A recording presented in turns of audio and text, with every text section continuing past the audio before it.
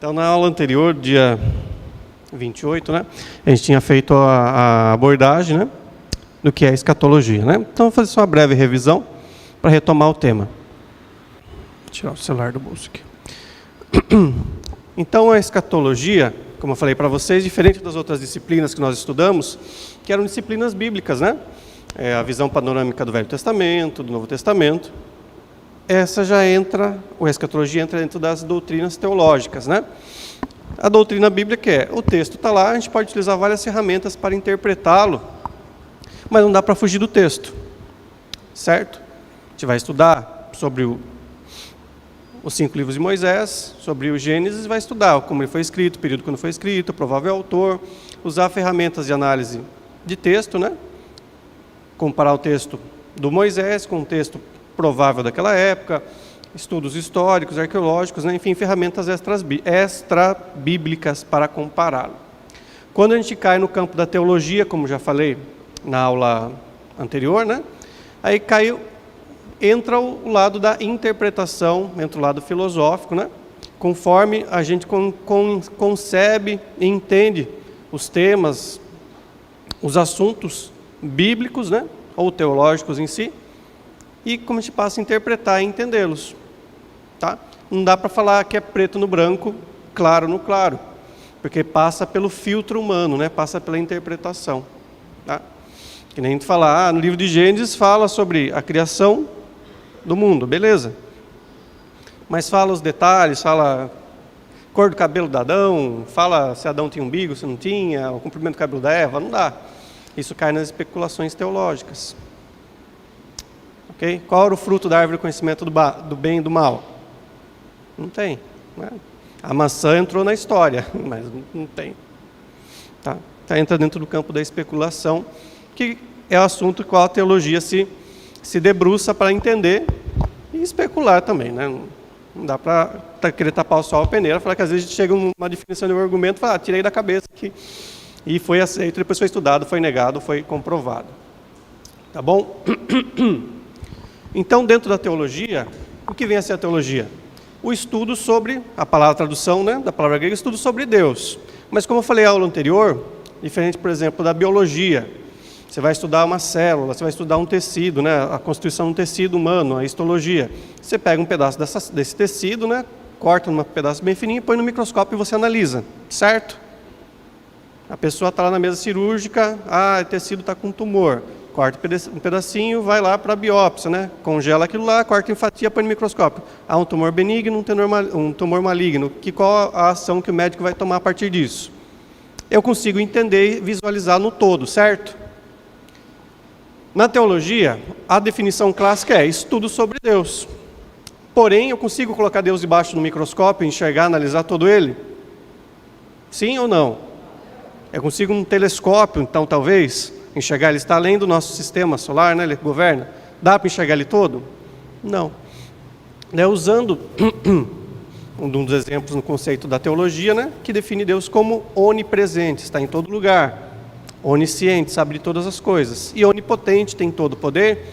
Então, um ser com essas qualidades, eu não consigo estudar ele por completo, não é verdade? Então, a melhor definição do que seria teologia é o que nós entendemos sobre Deus. Como eu falei na aula passada, nós estamos analisando a Deus, né, do texto bíblico, utilizando os nossos óculos, né?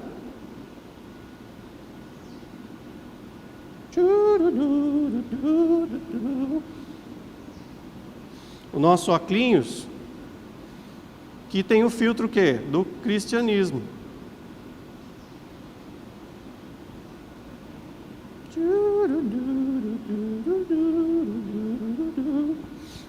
Então, o que nos faz entender e pensar sobre Deus é o ponto de vista cristão, não é verdade? Sim ou não? Ou você entende Deus segundo o espiritismo kardecista?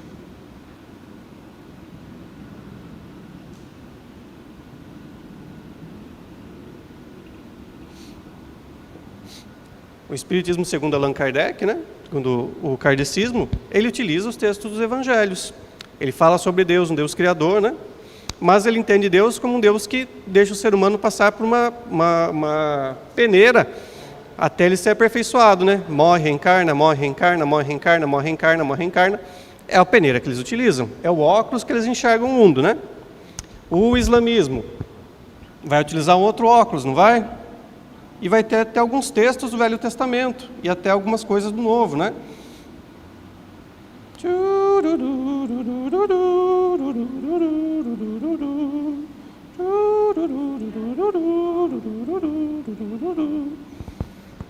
É o mesmo filtro, é o mesmo óculos?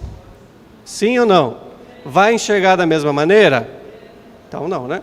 Então, a teologia, nós vamos fazer o que nós entendemos sobre Deus, partindo dos pressupostos e dos filtros que nós entendemos, dos óculos que nós enxergamos o mundo.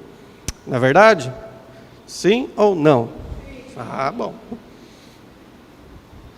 E o óculos do cristianismo, o que é o principal filtro? É que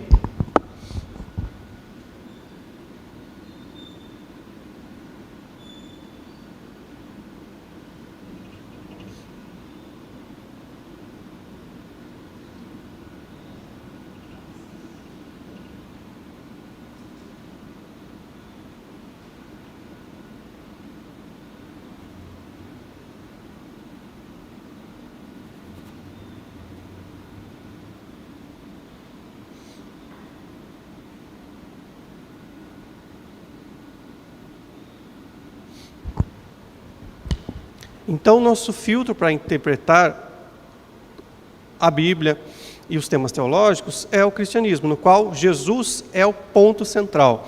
Ele é a peneira, né? Ele é o filtro, né? Tudo que vai passar através dos nossos óculos passa pelo fato da cruz. Jesus ser o Messias, aquele ungido, prometido no Antigo Testamento, revelado e cumprido no Novo, né?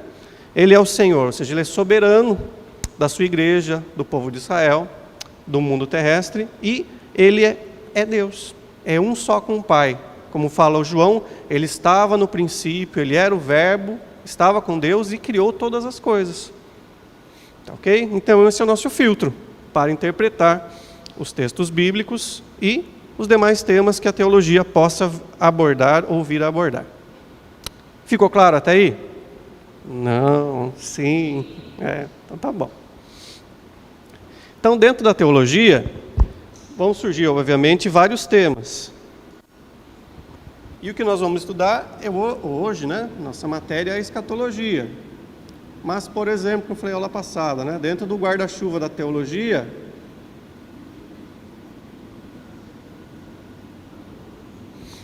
a gente vai ter aqui, ó, escatologia, que nós estamos abordando hoje, né? Mas tem também a cristologia, tem também a pneumatologia e etc. Tá bom?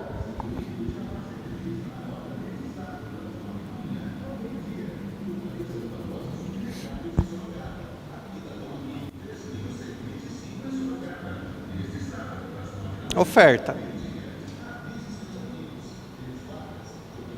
Deixa passar o carro, não dá para competir. Então, dentro da teologia, né, de tudo isso, a gente vai ter várias divisões, que nós chamamos, dentro do protestantismo, de teologia sistemática, né? Ou seja, todos os temas que a teologia vai abordar, dividido em temas, em tópicos, de forma organizada. Tá bom? Então, quando a gente está estudando escatologia, nós estudamos um dos temas da teologia. Tudo bem? Até aí tudo bem, né? Tranquilo? Cai na prova esse aqui. É verdade. Ah, para a alegria de vocês. Para a alegria de vocês, né? Devido a todos os eventos, né, mudança de data de aula, a prova vai ser online, não vai ser mais presencial. Tá bom? É individual, com consulta. Só vou apagar aqui o versículo, tá? Oi? 25, último sábado, né? De novembro. Dezembro? Não é nada, vocês choram muito. Vocês choram muito.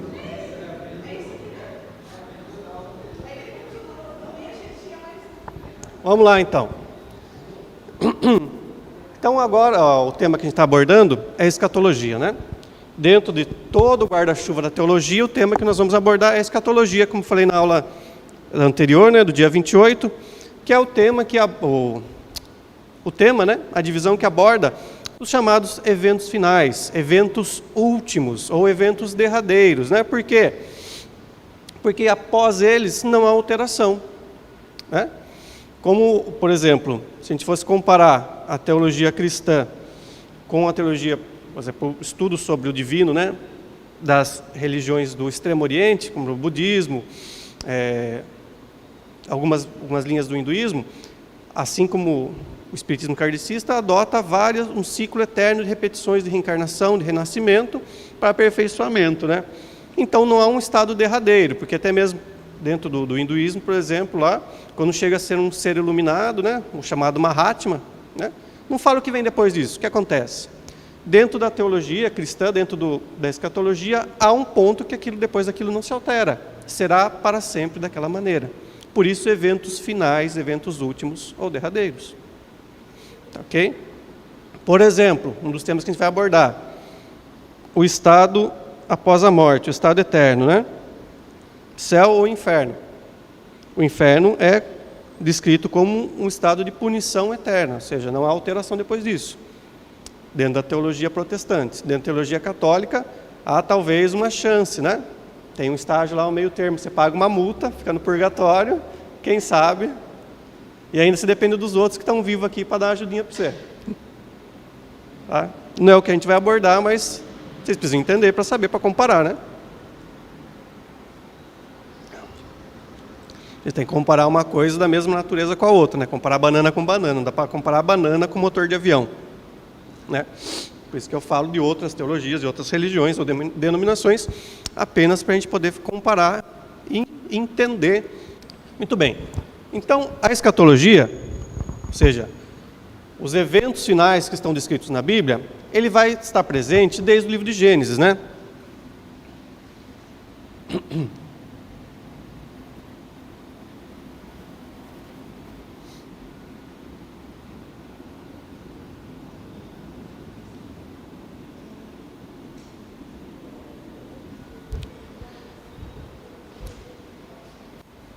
Deixa eu melhorar isso aqui.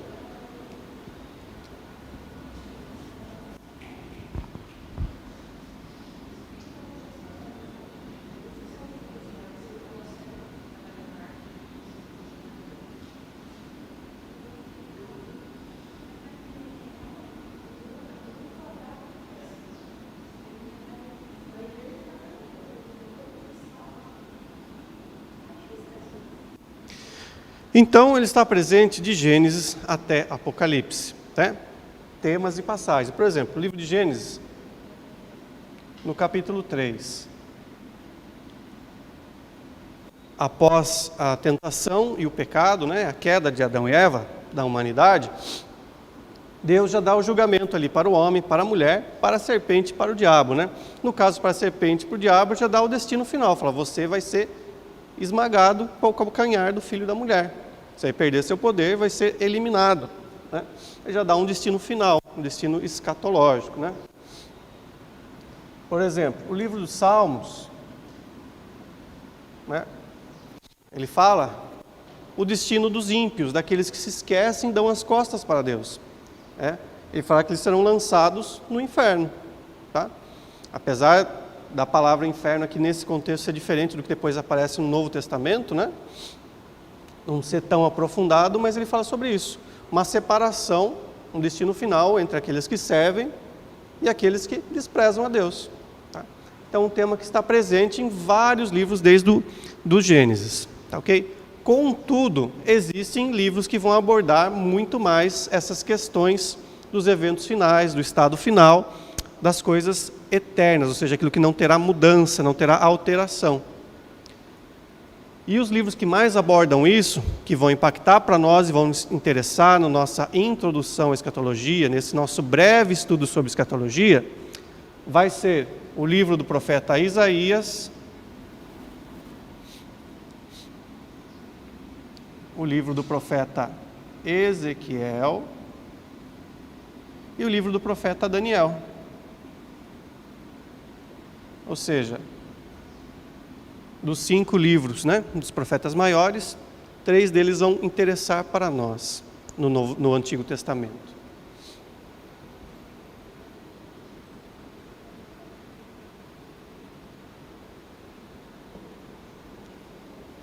Tudo bem até aí? Sim, né? E no Novo Testamento?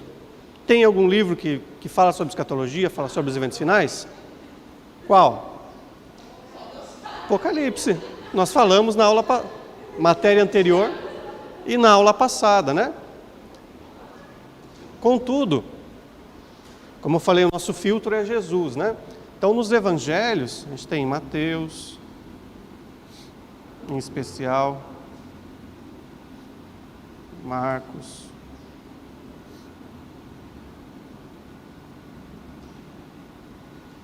nós temos os evangelistas colocando Jesus falando sobre o estado eterno, né? Os eventos finais. Como, por exemplo, o inferno e a perdição é citado nos 4 evangelhos. Vou colocar aqui uma observação, né?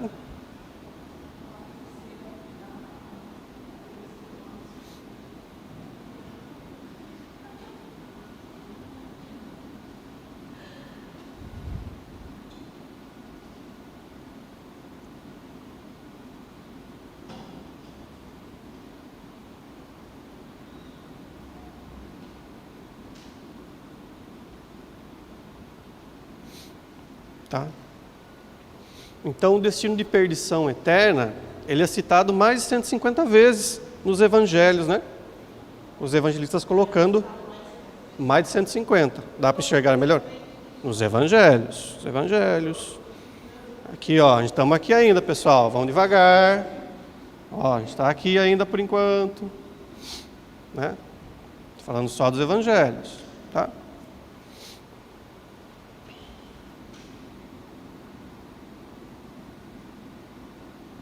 E aproveitando o gancho dos evangelhos, o Mateus capítulo 25, né, Jesus fala sobre a questão de um evento que vai direcionar, né, eternidade com Deus e eternidade sem Deus, que é o julgamento.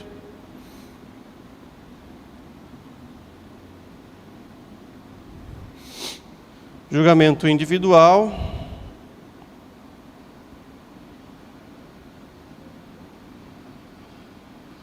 e das nações.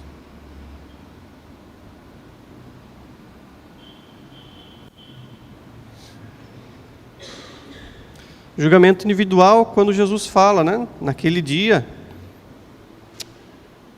Deus se sentará no trono e julgará entre ovelhas e bodes, né?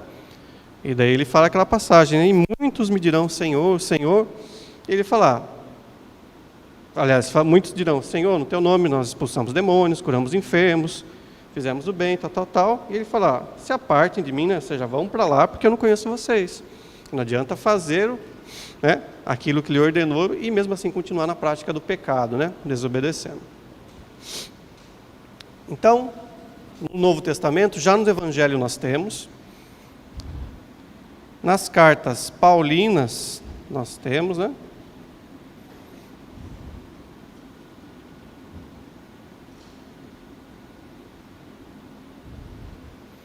O Paulo vai falar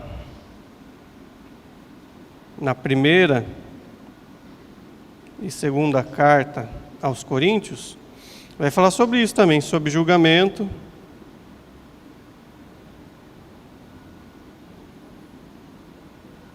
e recompensa eterna.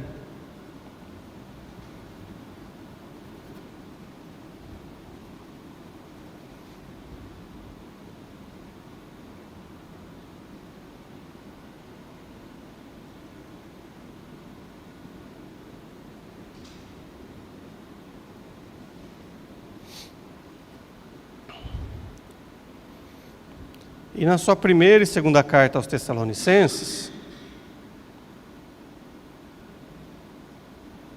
ele fala sobre a segunda vinda de Jesus, né? Ou seja, o retorno de Jesus.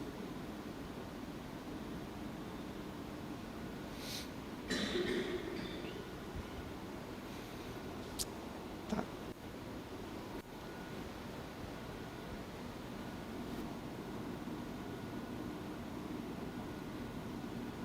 As cartas gerais também vou falar. Por exemplo,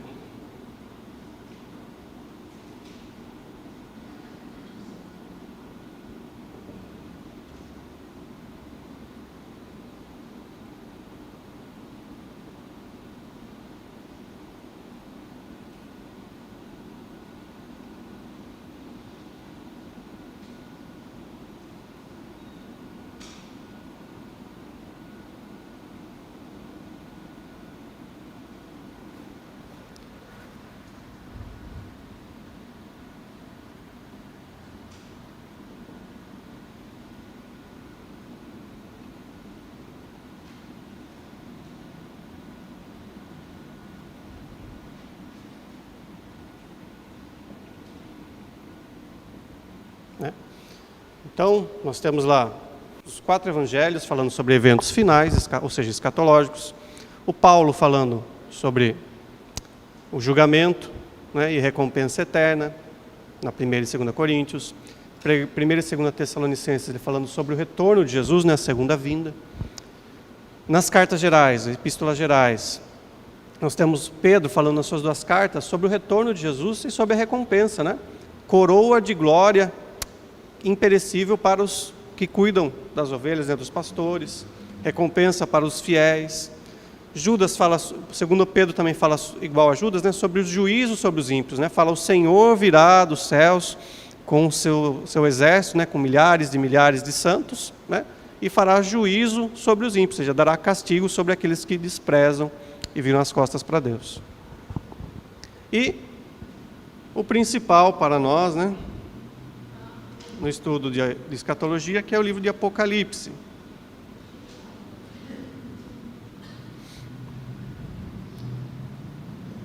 Ele vai condensar, né,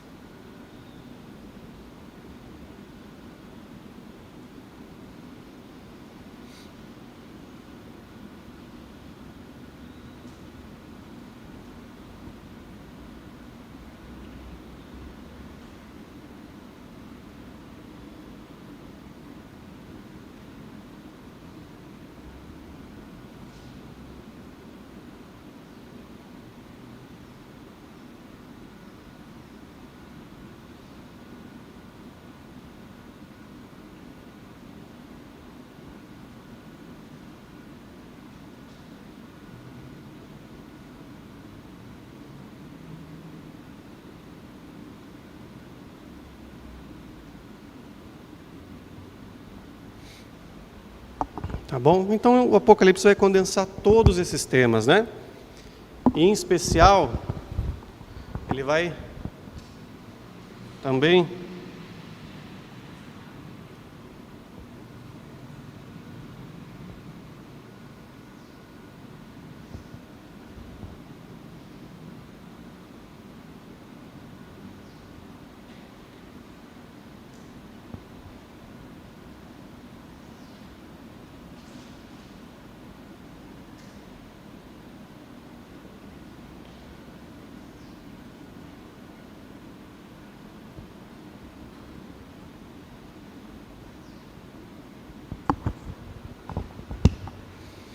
Então, o Apocalipse vai abordar todos esses temas, né? Ou seja, desde o período antes, que precede o retorno de Jesus, a segunda vinda, até o estado eterno, né? Céus ou inferno. E o livro do Apocalipse, ele revisita aqueles temas citados lá em Isaías, Ezequiel e Daniel, e pega eles emprestado e coloca nas suas profecias. Como, por exemplo, um novo céus e uma nova terra, que aparece em Isaías 65, aparece em Apocalipse 21 e 22. Como, por exemplo, uma luta entre as nações contra o povo de Deus, contra o Israel, que aparece em Ezequiel 39, né? Sendo representado por algumas nações lá de Gênesis 10, Gog e Magog, né? Aliás, Gog é o nome do príncipe, né? de Togarma e toda aquela região.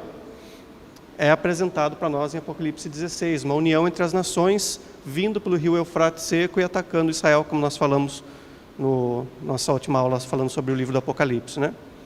E Daniel, sobre os grandes reinos, né, representado pela besta, o anticristo que toma o poder, faz uma aliança e quebra essa aliança durante metade do tempo dela, né? E o estado eterno, muitos que ressuscitam para a vergonha eterna e muitos que ressuscitam para a glória eterna. Tá ok? Então nós temos o tema da escatologia presente de Gênesis até Apocalipse, em especial o Apocalipse, né? Por quê? Porque é o intuito do livro, né? No momento da sua escrita, como nós falamos na aula passada, né? João na ilha de Patmos, com a perseguição do Império Romano, ele exilado numa ilha no meio do mar Egeu, né? Já idoso, sem esperança. Jesus, seu mestre, havia morrido, ressuscitado, falou que voltaria em breve, até aquele momento não havia voltado, seus companheiros já haviam morrido de idade ou de perseguição. A igreja que ele tomava conta, Éfeso, antes de ser exilado, né? Estava sofrendo a ameaça das doutrinas gnósticas, né? Daquele misticismo que estava abordando, e ele tem uma revelação na ilha, né? Quando Deus mostra para ele os eventos finais, o futuro, né? Da humanidade, da história e dos que servem a Deus e os que desprezam a Deus, né? Então o livro do Apocalipse tem esse tom mesmo, né? De mostrar a luta no mundo espiritual, no mundo físico e o destino final. Tá, ok? Por isso que ele vai condensar e abordar tudo isso. Tudo bem até aí? Sim. Não. Então vamos apagar aqui. Tem alguma pergunta por enquanto, pessoal? Não. Talvez.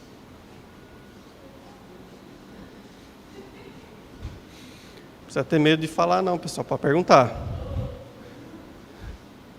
Antes da prova não tem certo e errado não, vocês podem falar. Depois da prova daí complicou.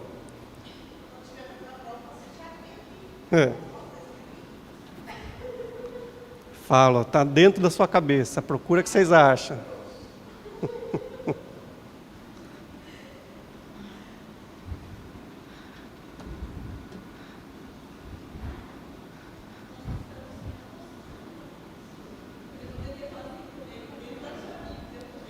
Também. Eu sei que vocês estudaram, vai estar dentro da mente de vocês. Pode apagar isso aqui já, pessoal? Pode? Muito bem.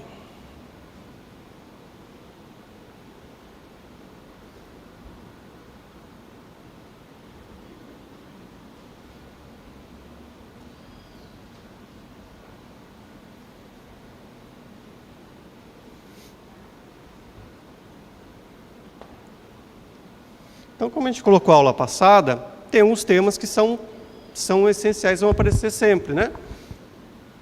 Dentro da escatologia. Como, por exemplo, deixa eu colocar aqui, né? De novo.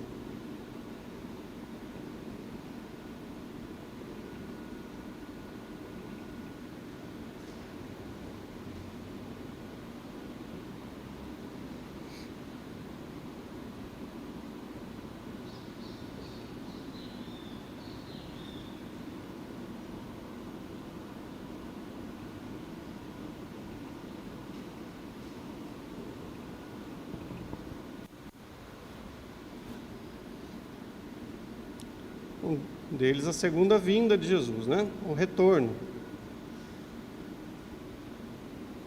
Conforme prometido, né?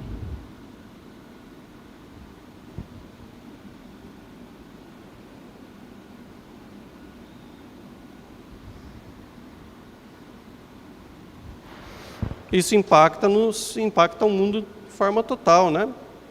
Segunda vinda para nós, que cremos que ele veio, morreu, ressuscitou e prometeu que voltaria. E o seu retorno, né? Para nós cristãos, impacta também, por exemplo, os judeus, os ortodoxos, né? Que confiam no Velho Testamento, que esperam o aparecimento de um Messias, né? Talvez, conforme os próximos temas que vamos entender, eles sejam enganados por um falso Messias, né? Figura do anticristo, e depois verão um verdadeiro Messias, né?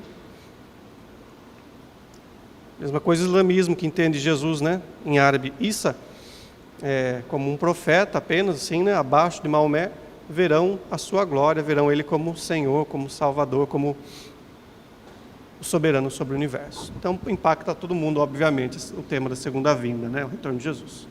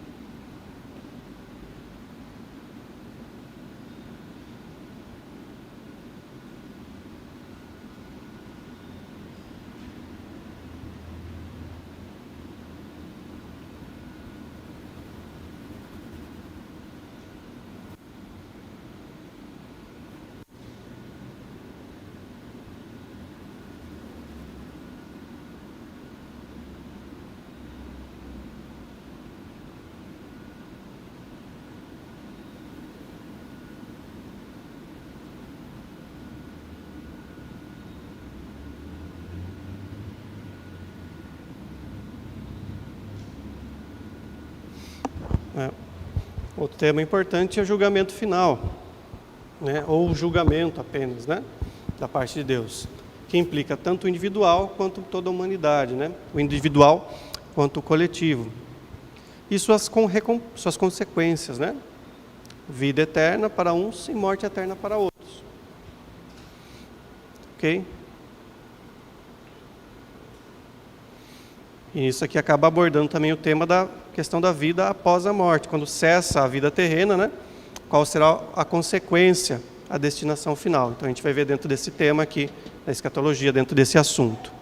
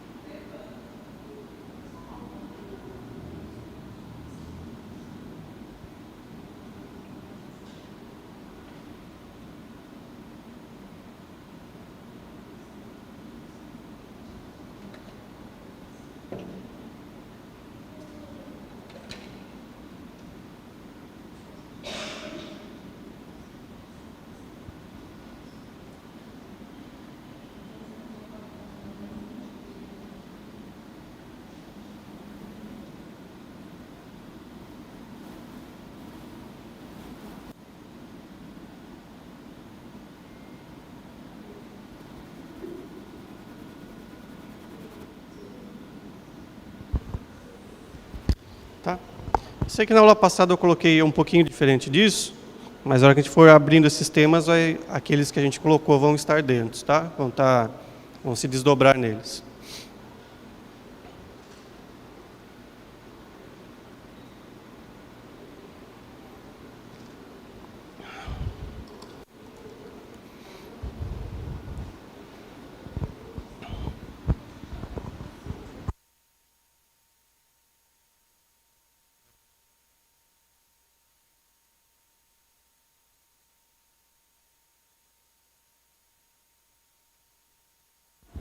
Tá? Então esse é um dos principais temas que vai abordar a escatologia e nós vamos ver aqui na nossa disciplina. Tá? Talvez aparentemente algum tenha ficado de fora dessa listagem, mas acabam estando dentro, como falei anteriormente. A gente desdobrar cada tema, a gente abrir ele, vai acabar enxergando os outros.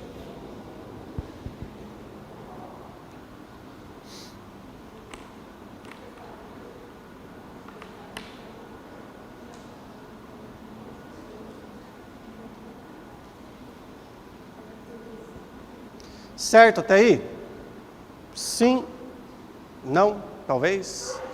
Quem sabe?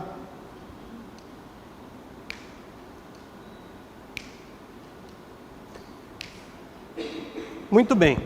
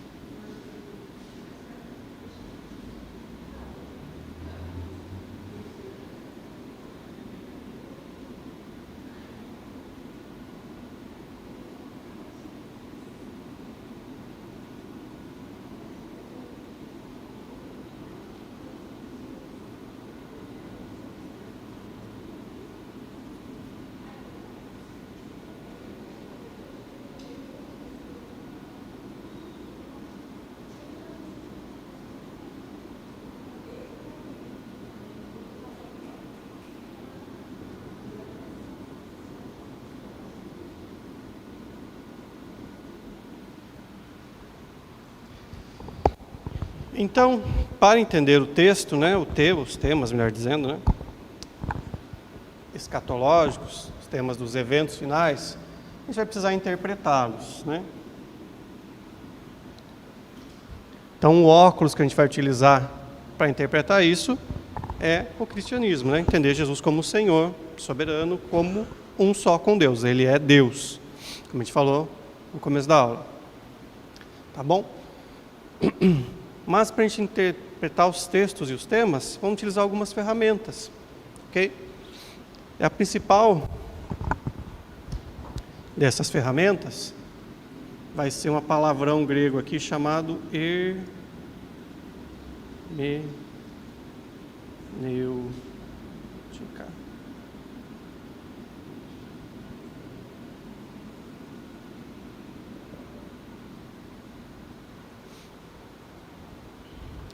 Quando vocês ouvem aquela palavra hermeticamente fechado, né, tem relação com isso aqui.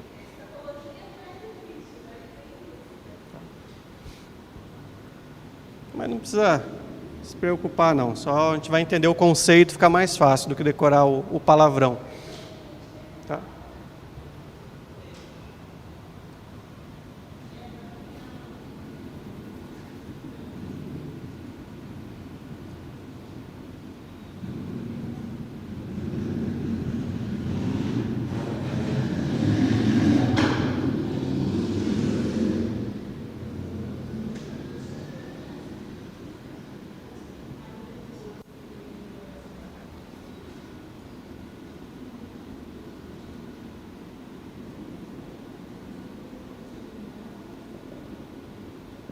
Então aqui, ó.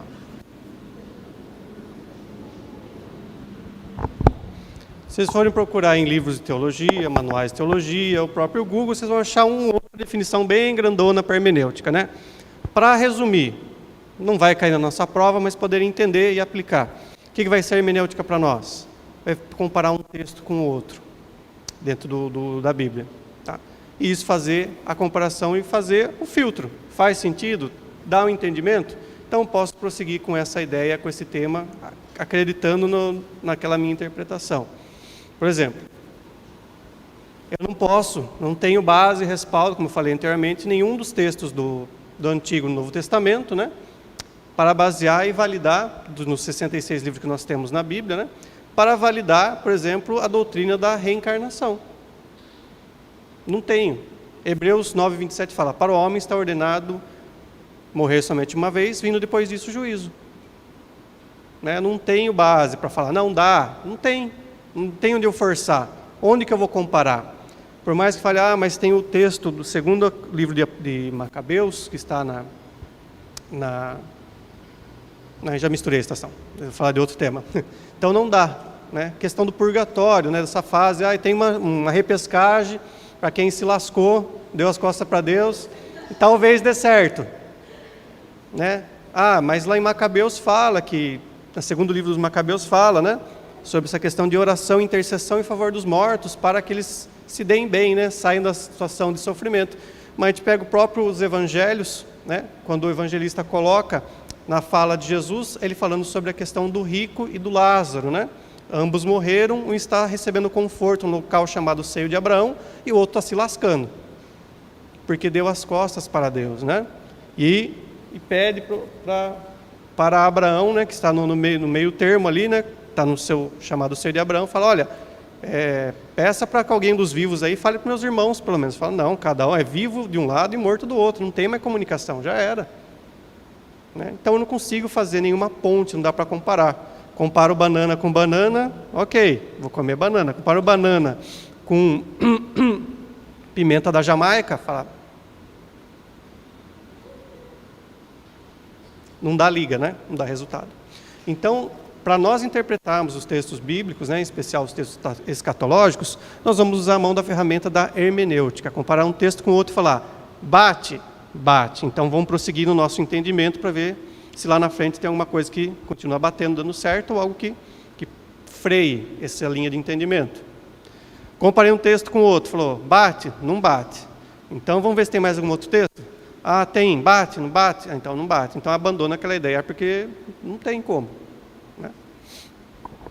Então, para fazer a interpretação de todos os temas bíblicos, né? Mas em especial o escatológico, vamos usar a mão da hermenêutica. Comparar, por exemplo, o que Gênesis fala com o que Apocalipse fala. Comparar o que Ezequiel fala com o que Apocalipse fala, com o que os evangelhos falam, para fazer a comparação, ver se isso realmente é verdade ou não, né? E qualquer ideia que venha de fora também, né? Que hoje em dia, depois da guerra lá, Israel com Hamas, né? O grupo terrorista da Palestina, e com Hezbollah, o grupo terrorista e político do Líbano, apareceu um monte de maluco na internet falando, não, porque a Rússia voltou de novo, isso já sempre existiu, né? A Rússia é o Gog, a China é o Magog, e mistura tudo, faz uma salada de fruta dos textos bíblicos de Ezequiel, Gênesis 10, Gênesis 11, Ezequiel 39, Apocalipse 16 ao 19, faz uma salada de fruta e joga para a gente assim no liquidificador e fala, engula, pegue quem for capaz, e não faz nenhuma comparação para ver se realmente é verdade, né? Então a gente tem que usar as ferramentas bíblicas, né? As ferramentas, no caso da hermenêutica, para comparar o texto bíblico, tá bom? Fazer essa interpretação daquilo que nós pensamos que é, mas realmente é. Será que a Rússia é o tal do Gog, a China do Magog? Então vamos comparar com o texto bíblico. Ver o que fala Gênesis 10, o que fala Ezequiel 39 e o que fala Apocalipse 16 até o capítulo 19. E a gente faz esse filtro e fala, passou? Então é. Não passou? Então não é. Não posso afirmar. Posso supor, mas não posso afirmar. Com toda certeza. Falar, não, é isso aqui, eu carimbo. Fala, não, né? Quem é você na fila do pão para carimbar qualquer coisa? Oi?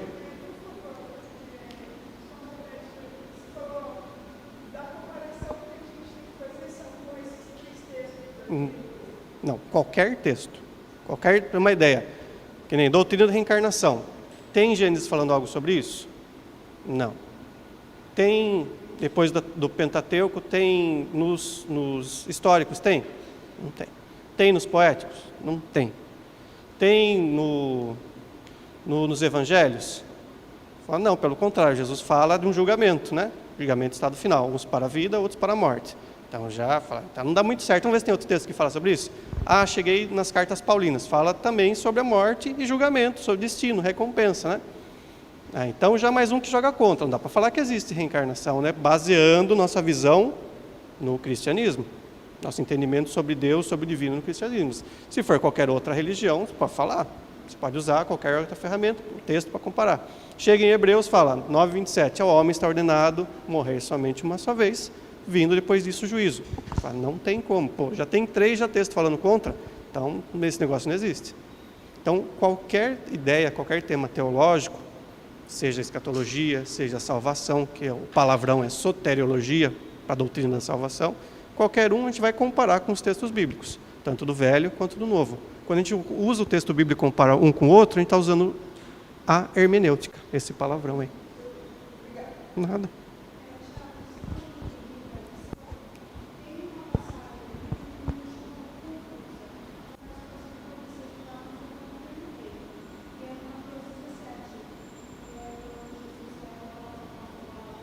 Isso. Pedro, Tiago, João.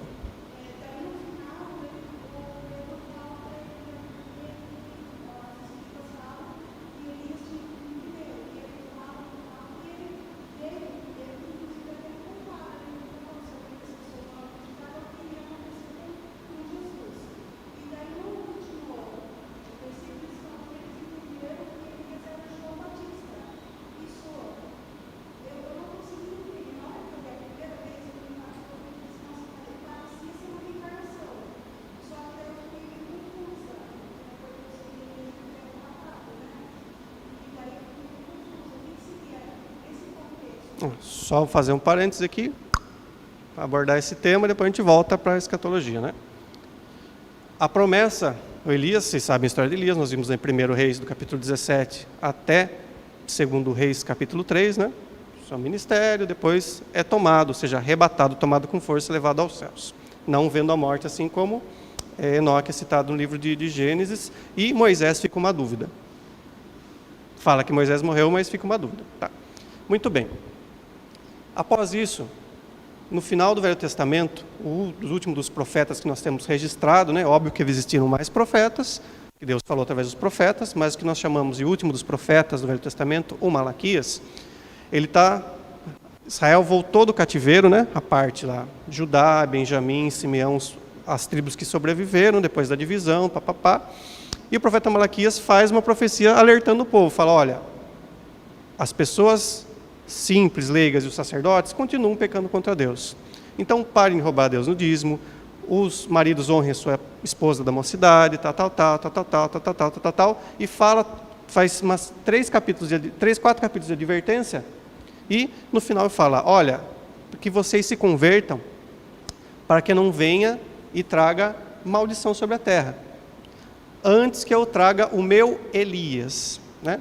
Ele usa o nome do profeta, uma forte figura do Velho Testamento, mas não quer dizer que vai ser o Elias que vai voltar. Uma figura de linguagem. Isso, um tipo, né? Daí quando João Batista, filho de Isabel e Zacarias, que era Isabel, parente de Maria, mãe de Jesus, esposa de José, aparece. E ele começa a pregar, na sua vida adulta, né, por volta dos 30 anos de idade, assim como Jesus, começa a pregar a mensagem, chamando o povo de Israel para o arrependimento, há um contexto parecido, e ele vem no mesmo poder e no mesmo espírito, né, no mesmo poder, dimensão, mensagem do Elias, chamando o povo de Israel para o arrependimento. No momento de Elias, quando o profeta Elias aparece, Israel está dividido entre Reino do Norte e Reino do Sul, Israel e Judá. Quem governa Israel é Acabe, um descendente das muitas dinastias que foram surgindo depois que Roboão toma o reino de Israel, o Reino do Norte, né? E quem governa junto com ele é sua esposa Jezabel, que é uma estrangeira, filha do rei de Tiro, né? E o Acabe, vocês sabem, era um rei banana, e Jezabel, uma mulher abacaxi, espinhenta. Quando surge João Batista, Israel, né? Judéia, Samaria, Galiléia, Decápolis, ali estão debaixo do Império Romano. Porém, com um governante colocado sobre o Império Romano para tomar conta de Israel, que é o Herodes. E o Herodes está no mesmo espírito de Acabe. Ele é um rei banana, e ele toma a esposa de um dos seus irmãos, do Herodes Filipe, a chamada Herodias, dá nó na cabeça, um monte de nome, né? É Herodes para lá, Herodes para cá, mas é isso. O Herodes tinha um irmão chamado, era filho de Herodes o Grande, tinha um irmão chamado Herodes Filipe, que tinha uma esposa chamada Herodias. Então o Herodes, filho de Herodes o Grande, toma na mão grande, talarica, a esposa do seu irmão, casa com ela, seu irmão bunda mole e fica lá quieto. E assim está no momento quando aparece João Batista, antes de Jesus se manifestar. Então o cenário, o contexto é o mesmo espírito de Elias, né? O espírito de Deus e mesma figura, mesmo tipo de Elias e o mesmo contexto do povo de Israel daqueles dias, né? E João Batista começa a chamar o povo para arrependimento. Eles, apesar de não terem mais a idolatria que havia antes do cativeiro babilônico, eles estavam longe de Deus. Estavam presos a leis. Os saduceus, os fariseus e os escribas empurravam lei goela abaixo. E não estavam esperando o aparecimento do Messias, esperando a manifestação de Deus. Estavam vivendo sua vida do jeito que dava. Saduceus acreditavam que a vida era só aqui, serviu a Deus, você recebe recompensa. Morreu, acabou, naninha eterna, acabou. Não tem morte, nem vida, morte eterna, nem vida eterna. Os fariseus, assim como nós, creem nos anjos, morte, ressurreição, manifestação do Messias, um evento cósmico, tal. E empurravam um monte de lei para o povo, né? Tem que usar terno, usar gravata, mas não pode raspar a perna, não pode raspar sovaco, e piriri, só contextualizando, né? Para você ser santo tem um monte de lei, né? Então, e é poucos que passam na peneira. Fala, não, santidade é um negócio diferente, né? É algo muito sério, muito maior do que coisas culturais e terrenas. Então, João Batista vem nesse contexto. Por isso o Espírito de Elias, e o povo pergunta, realmente, né? O povo pergunta, quem que era? João Batista era um profeta, não sei o que tem, é o Messias? Não, fala, ele é o Elias. Jesus fala, era aquele que havia sido prometido, fala, para vir e converter o coração dos pais aos filhos e dos filhos aos pais. Ele prepara o caminho. Jesus fala tanto que ele é o Elias, quanto que ele é o arauto, o mensageiro, de Isaías capítulo 40. Fala, olha, a voz que clama do deserto, né? Se arrependei-vos e retorne para mim. Então Jesus fala que ele é o Elias e é a voz que clama no deserto. Ele não é o Messias, mas é aquele que prepara o caminho. Uma figura, um tipo, né? Assim como Moisés é o Cristo do Velho Testamento, Cristo é o Moisés do Novo Testamento, né? O Moisés prepara o povo para Deus, entrega a lei para levar o povo até Deus, e Cristo agora também promulga uma nova lei, né? Ensina uma nova lei, qual que é? Amar a Deus sobre todas as coisas e o próximo como a si mesmo. Ele resume tudo, sintetiza, né? Tá bom? Achei que se fosse falar lá de Samuel, lá do Saul que veio Samuel, ela deve me lascar aqui para explicar, acabou a aula. Tá bom? Então, voltando, né? A hermenêutica, a ferramenta que a gente vai utilizar para fazer a interpretação. Tudo bem até aí? Tranquilo? Sim ou não? Precisa explicar isso aqui de novo? Né? Vamos lá. Muito bem. Então a gente sabe uma ferramenta que a gente pode usar para interpretar, né? Mas ao longo da história, surgiram algumas linhas de pensamento para interpretar os temas escatológicos e, em especial, o Apocalipse, que reúne e condensa quase todos os temas escatológicos, né? Então, as principais linhas de interpretação.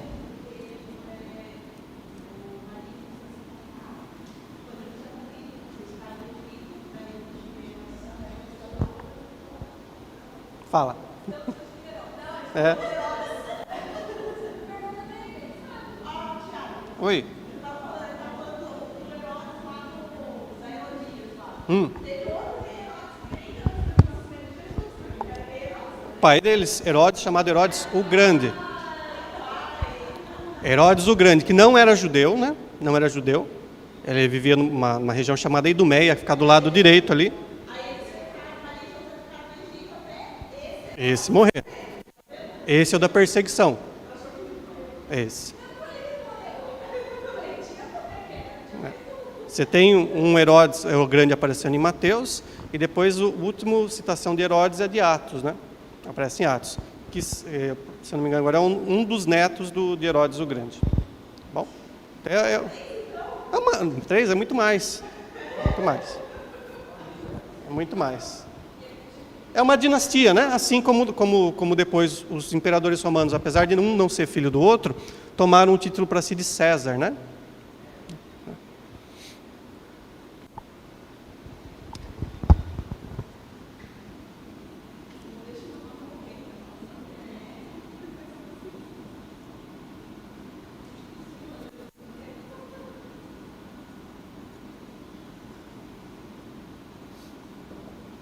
Então, as principais linhas de interpretação dos temas escatológicos e, em especial do Apocalipse, vão ser 4 que a gente vai colocar, tá?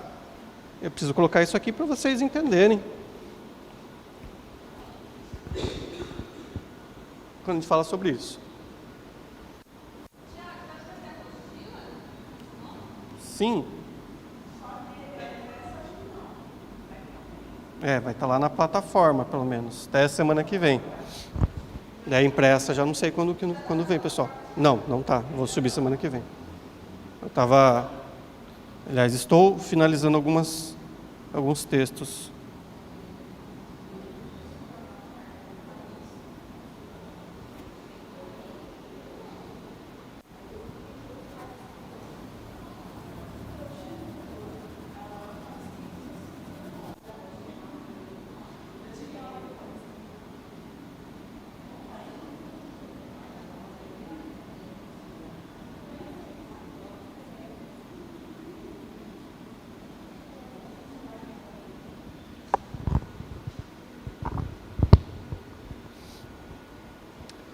Então, principais linhas de interpretação dos temas teológicos, tá?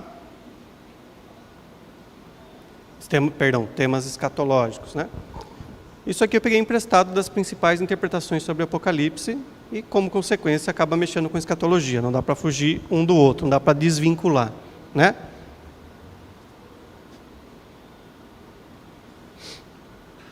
A linha de interpretação chamada preterista, né?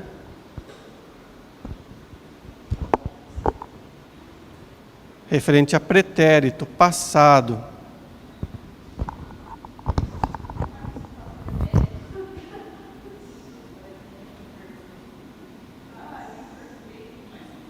Mais que perfeito.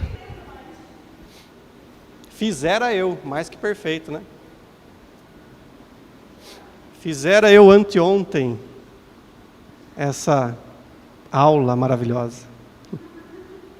Então, a linha preterista referente ao passado, né? Já vou explicar cada uma delas.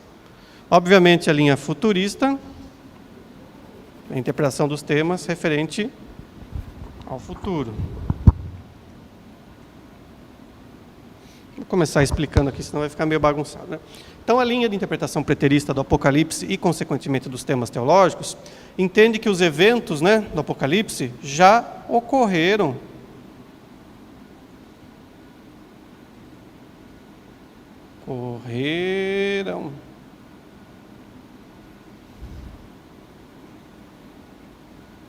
Nos dias do autor, ou seja, lá no final do primeiro século.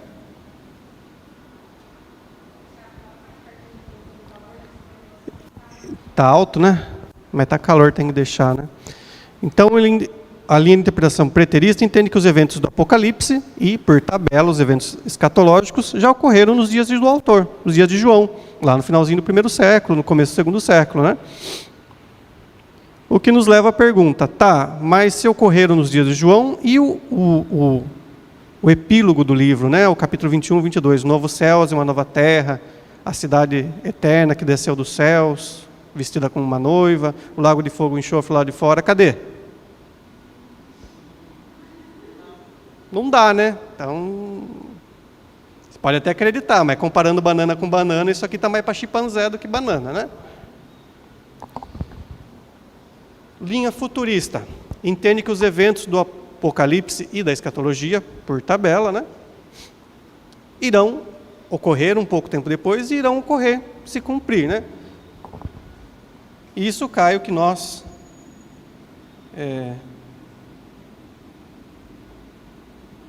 tanto protestantes quanto católicos. O ortodoxo já não posso falar porque eu não estudo, não sei muito bem. Acreditam, né? Os eventos do Apocalipse, os temas escatológicos nele contidos, irão acontecer, irão ocorrer. Pessoal, se vocês perguntarem, eu falo o que está escrito aqui, não precisa ficar se contorcendo que nem malabarista no circo. Pelo amor de Deus, vocês falam aqui, eu falo o que está escrito, pessoal. Tá? Então isso aqui a gente vai estar dentro. É o que nós vamos estudar daqui a pouco. Tá bom? A linha historicista. Ela interpreta, entende que os eventos de Apocalipse, né, e consequentemente escatológicos, estão ocorrendo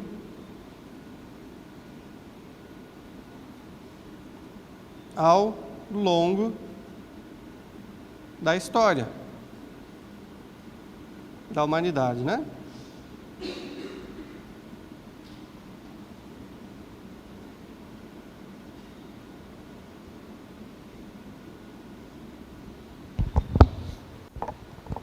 Daí fica de novo a questão, né? Falar, legal.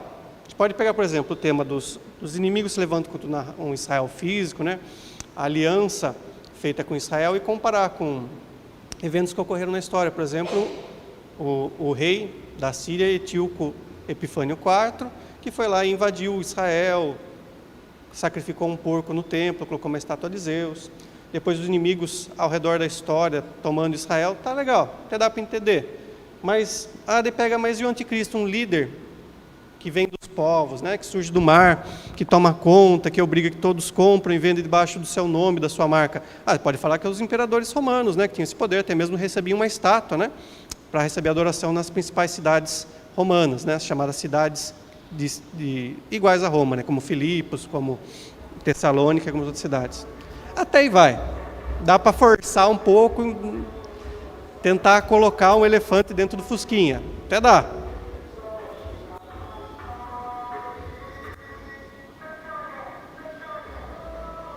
Vai acabar ou não vai? Muito bem.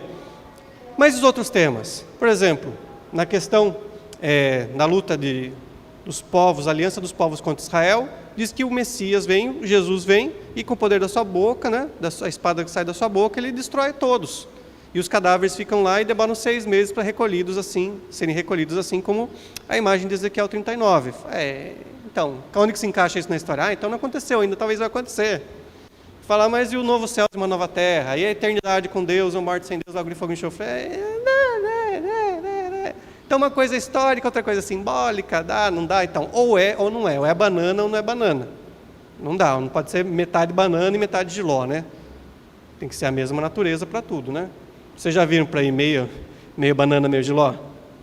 Não tem, né? Já viram sereia? Metade mulher, metade peixe? O tritão, metade homem, metade peixe? Não existe, é mitológico, não existe, né? Então, essa linha de interpretação historicista fala que estão ocorrendo ao longo da história, mas é manco, né? Fica manco. E a idealista é a mais cara de pau de todas, né? É a mais paz e amor, né? E mais cara de pau. Fica mais fácil, né? Não culpo, né? Não culpo quem interpreta dessa maneira, a não ser que a pessoa não conheça Jesus, né? Daí eu não culpo. Agora conhece, daí isso é cara de pau mesmo, né? Você é vagabundo, né? Porque idealista, os eventos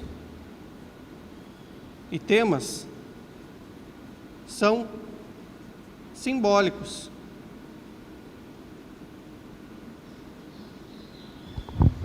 Não, esse negócio de luta cósmica, dragão, anticristo, é apenas uma representação do bem contra o mal, né?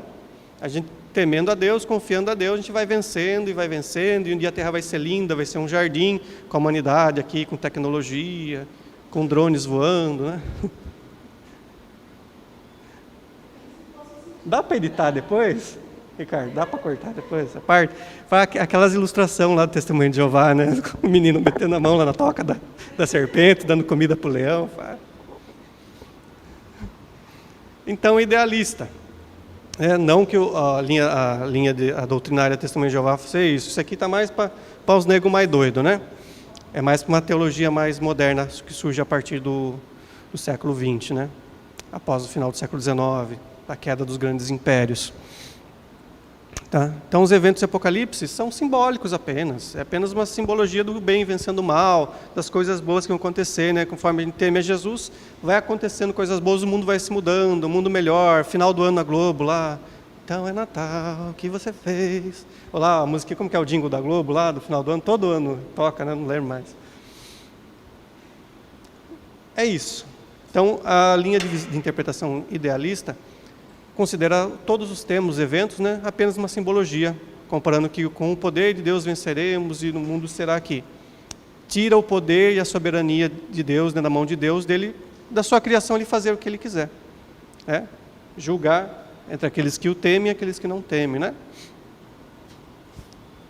Por exemplo, o texto de Paulo, 2 Timóteo, ele cita Naum e fala, olha, Deus, ele usa conforme ele quiser, uns para vasos de honra e outros para vasos de desonra.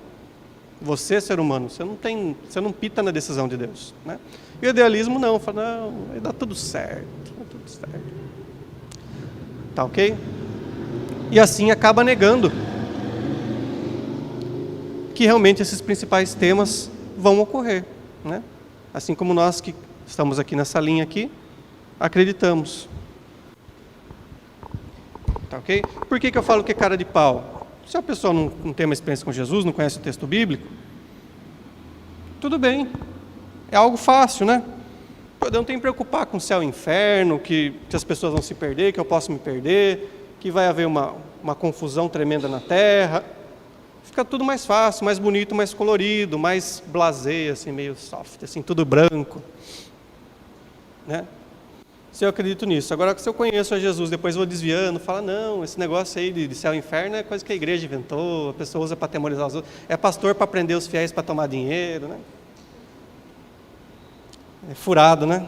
Para tirar, negar aquilo que está dentro do coração, falar, não, eu sei que existe algo e quero arranjar uma desculpa para fugir disso, né? E se não vai ter céu e inferno, também quer dizer tal coisa não seja tão pecado. Se não existe um julgamento, se Deus não é Senhor sobre todas as coisas, então talvez o adultério não seja pecado, a homofetividade não seja pecado, o roubo não seja pecado, mentira não seja pecado, né? E assim vai. Tá bom? Era para soar o sinal, mas não soa. Vamos tomar café? Antes de voltar.